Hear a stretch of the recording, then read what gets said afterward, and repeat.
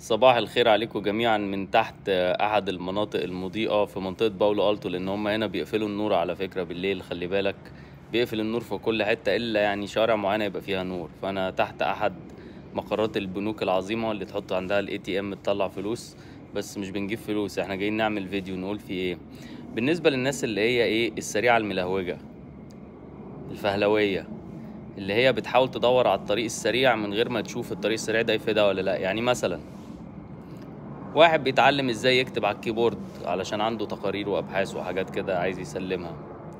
في واحد بيتعلم طب بنحط صوابعنا فين زي ما هما قالوا لنا بقى، ونحط صوابعنا ونتدربها ونمشيها بالراحة. هنكتب ببطء الاول وبعد شوية هنبقى اسرع، ومع الوقت هنتعود على اماكن الزراير ومش هنتوه وتمام. في واحد تاني يقول لك لا انا هشتغل بقى بصباع واحد وقعد اشاور بعيني كده.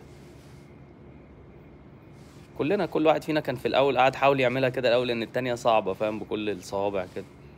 بس اي حد بيفهم قالك لو انا اتعلمت الطريقة الصح حتى لو كنت بطيء في الاول وما تسرعتش وتعلمت سنة سنة، هيبقى احسن بكتير من ان انا امشي انقر بصباعي كده تك تك تك تك. حتى لو كنت اسرع من اي حد لسه بيتعلم في الاول هو هيسبقني بعد شوية. فهي الحياة كلها كده ايه، عايزة ان حضرتك تعلم نفسك بالراحة بالطريقة الصح.